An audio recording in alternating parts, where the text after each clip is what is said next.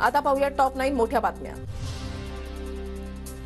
राहुल गांधींच्या भारत जोडो न्याय यात्रेचा राज्यातील दुसरा दिवस। राहुल गांधी धोंडाईच्या गावापासून धुळ्यापर्यंत रॅली करणार। धुळ्यानंतर भारत जोडो न्याय यात्रा मालेगावच्या दिशेने जाणार। विजय शिवतारेंनी आज कार्यकर्ते पदाधिकाऱ्यांची बोलावली बैठक। बारामती लोकसभेसंदर्भात शिवतारेंची बैठक। दोन्ही पवारांना आव्हान देत लोकसभा लढवण्याचा दिला होता इशारा। पुण्यामधील वसंत मोरेंचा मनसेला जय महाराष्ट्र। पक्षांतर्गत राजकारणाला कंटाळून मोरेंचा राजीनामा। 17 वर्षांची मनसेची साथ सोडताना मोरेंना अश्रू अनावर। वसंत मोरेंच्या राजीनाम्यावर कुणीही बोलू नका। राज ठाकरेंचे पुणे शहर मनसेच्या नेत्यांना आदेश। साईनाथ बाबर आणि अजय शिंदेंचा प्रतिक्रिया देण्यास नकार।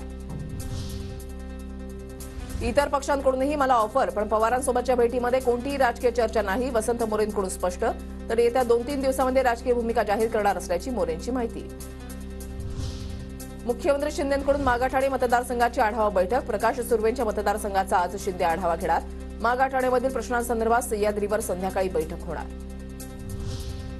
पुन्हा भाजपमध्ये येण्यासाठी खडसेंची धडपड। महाजनांचा दावा, तर मी लपून छपून भाजपमध्ये जाणार नाही। पवारांच्या संमतीने जाईल, खडसेंचं मोठं वक्तव्य।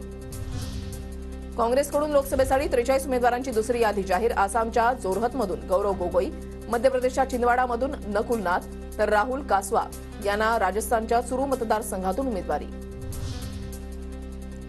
नवी मुंबई कोणाच्या वडिलांची जहागिरी नाही। नवी मुंबईमध्ये सध्या हुकुमशाही सुरू, ती हुकुमशाही मोडायची आहे। शिंदे गटाचे नेते विजय चौगुलेंची गणेश नाईकांवर अप्रत्यक्षपणे टीका।